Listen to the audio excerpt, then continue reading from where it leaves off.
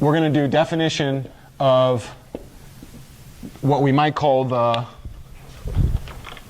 row partition version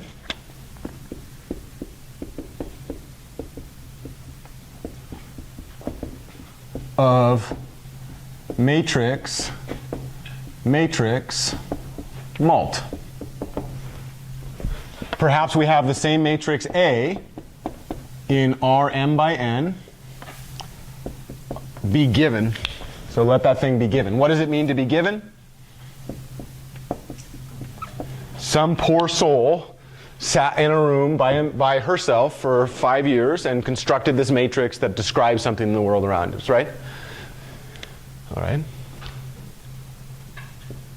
If I was going to multiply on the left side of A to do algebraic work, what size matrix would I need? Yeah. Let X be a P by M matrix. And let's define the product. In this case, could you guess what we might call the output? We call it B. And that thing is going to be X times the matrix A. How big was the matrix A? M by N. In this case, we claimed that in order for this to be conformable under matrix-matrix multiplication, what must be true about the dimensions? Inner dimensions must agree. In other words, the number of columns of X has to match the number of rows. And then the other one is just kind of some filler. Again, we say inner dimensions agree. And this one I have thought about. The inner dimensions must agree. The inner dimensions must agree. We march on the president's office, right? From this standpoint, how big would the vector, excuse me, the matrix B be? You're making me hungry. Yeah, pineapple by mango?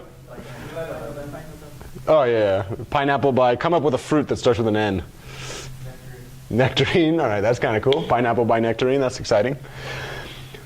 Let's think about this. In this context, which of these are we thinking about as coming from the model? Which of them are we thinking about as doing algebraic work? This is what we call active algebraic worker. And then this one is from some modeling context. From that standpoint, the passive is on the right, the active is on the left. How are we going to chop up our matrix here? By rows, which means we're also going to chop up X by rows, which means we're probably going to form the row partition of B. In other words, we're going to construct B row by row.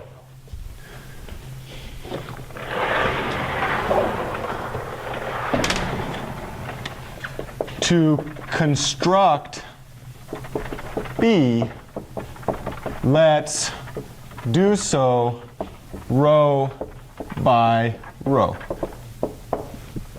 Maybe we'll start with the first row of B. What is the colon notation for the first row of B? 1 comma colon. Grab the first row, take all elements in that row. Well, we claim that this is going to be the first row of X times A. Could you guess what the pattern is?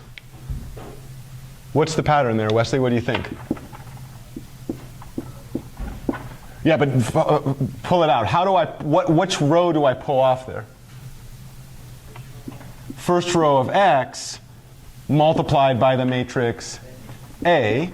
What's another way to write the first row of X? X1 times A. Let's go ahead and check that that's actual legit operation. A was an M by N. How big was the first row of X? Must be a 1 by M, because again, X was going to be a P by M. A was an M by N. I want to make a note here because I saw in both classes I had a lot of students. Do you remember this problem for us? I suppose it's going to be E. I forget which one it was. I could think about it for a minute. It must have been EI on this side. If I had $1 for every mistake, I'd have like $100. Be a lot of money. So you remember this one on the test? I had a lot of students fall into the exact trap that I have been trying to avoid, but I was very proud of you. I had many students say, oh, these are multiplications. No problem. Must be commutative because I'm used to commutative multiplication, right? And the moment that happened, you know what I did? Grabbed a box of tissue and just started to wail. Right?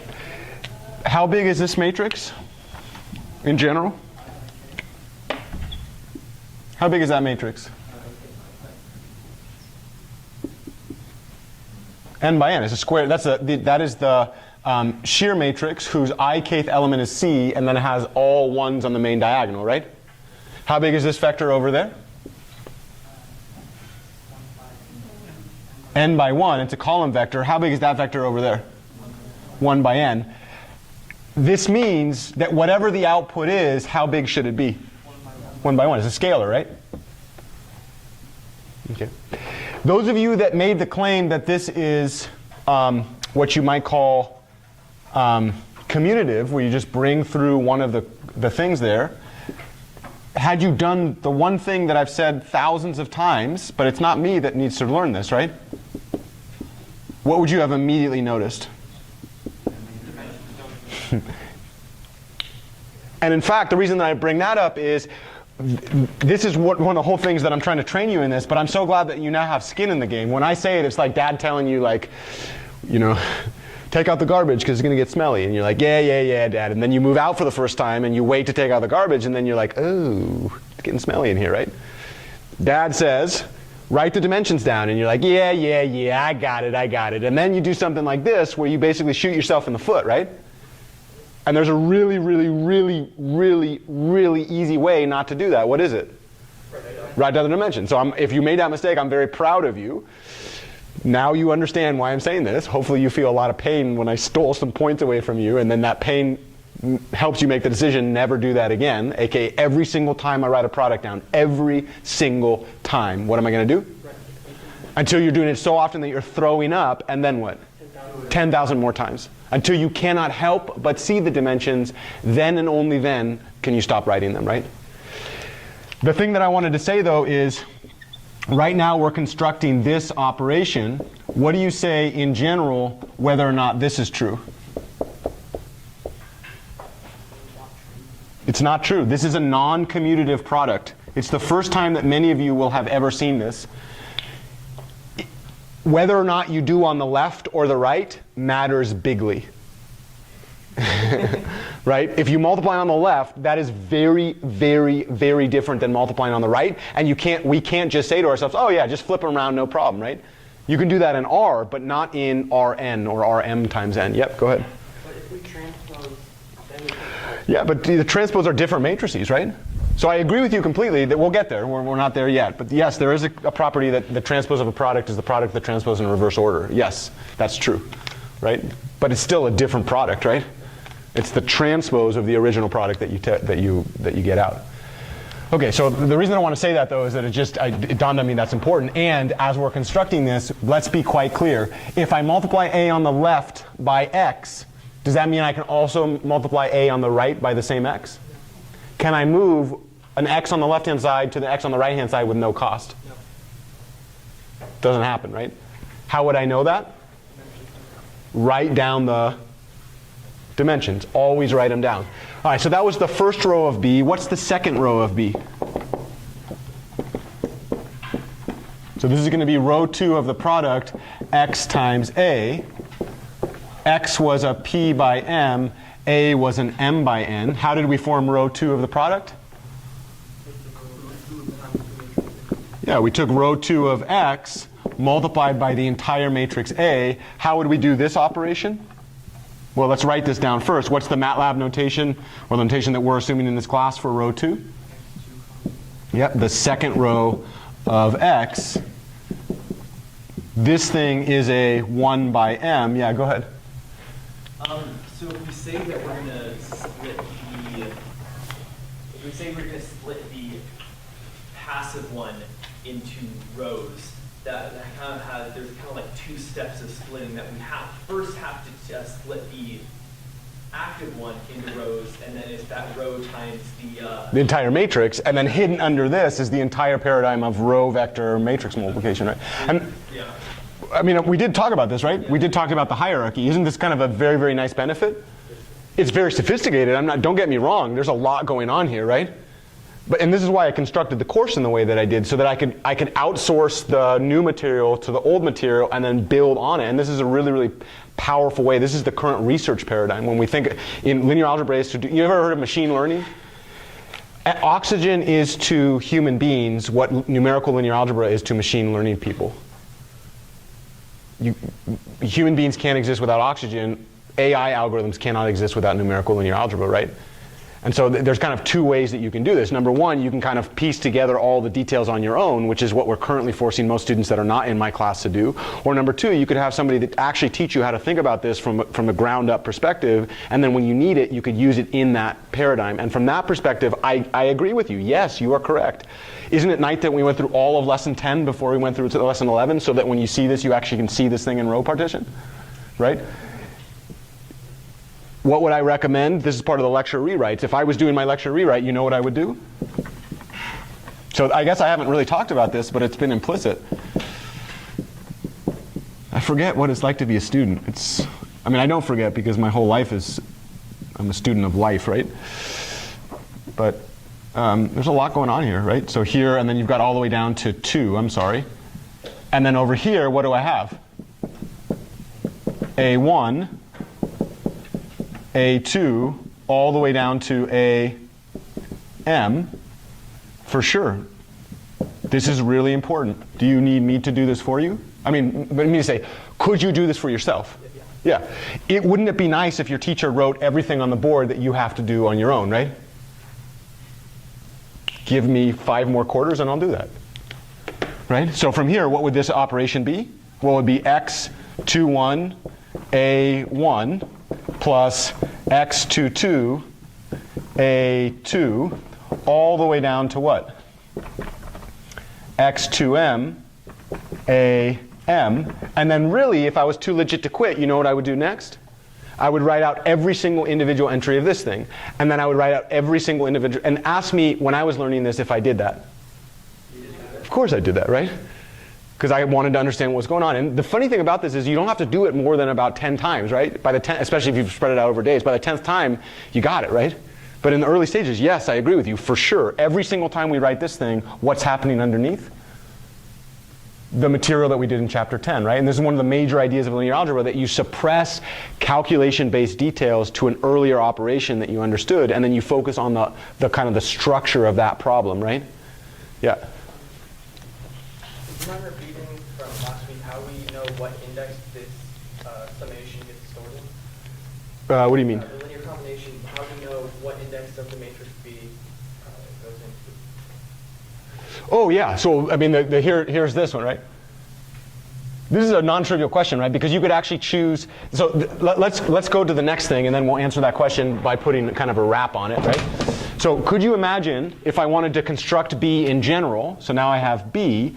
How am I constructing B? What's the paradigm that I've done so far? Well, I constructed the first row, I constructed the second row. So in general, what am I going to do? Construct the ith row. So the ith row of B would be the ith row of the product x times A. But what's the claim that we make here? To form the ith row of the product, take the ith row of the left-hand thing, and then multiply by the entire matrix. So now this thing, and Ryan, I can hear you talking with me. So I'm going to go ahead and be what you might call explicit, like a good rap CD, right? Yeah, and then what would I do here? Well, implicit underneath this A was the fact that now this is what we're going to call row vector matrix multiplication. And when I do row vector matrix multiplication, what do? Linear combination of the rows of my underlying matrix with scalar coefficients coming from the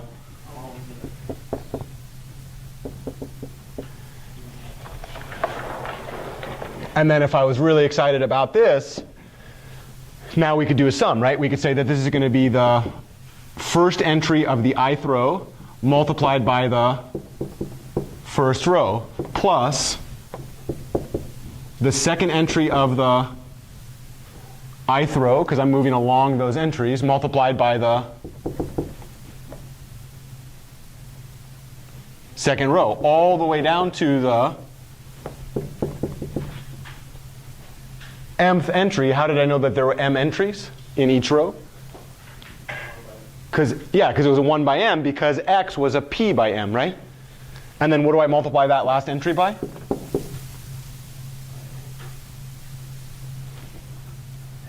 The last row, right? And then, of course, underneath this, I guess this would be 1, 1, 1, 2, 1, 3, all the way down to what? It shouldn't be plus, I'm sorry about that.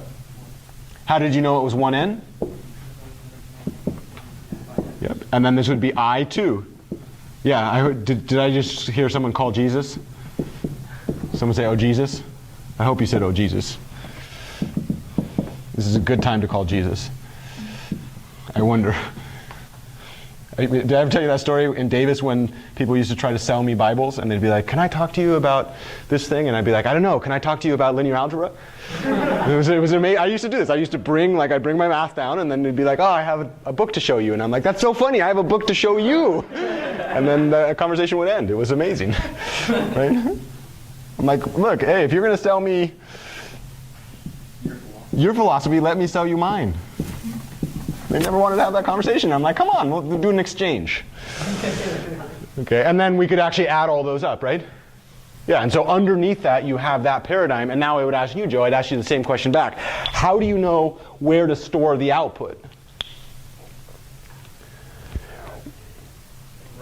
In row I. If you pick off the ith row stored in row I, actually you could make the claim that for any one row, you actually have m different positions you could store it in, right? Or in this case, I guess p different positions. But linear algebraists say that unless there's a compelling reason to change the order, let's not change the order. So whatever the thing that you pick off, store it in the same location. So that there's just like this really, really easy map. You could, of course, map them around, but then if you use this definition, all you have to do is multiply by a permutation matrix, which we'll see in a second, right? What was the answer to your question? Put it where you got it from. Yeah, that's really deep. Yeah, you should write that up. It's Joe's theory of put it where you got it from, right? How many times do you have to do this? How many rows do you have to construct? Be careful, how many rows of B do you have? P of them, right? So you have to do this over all rows.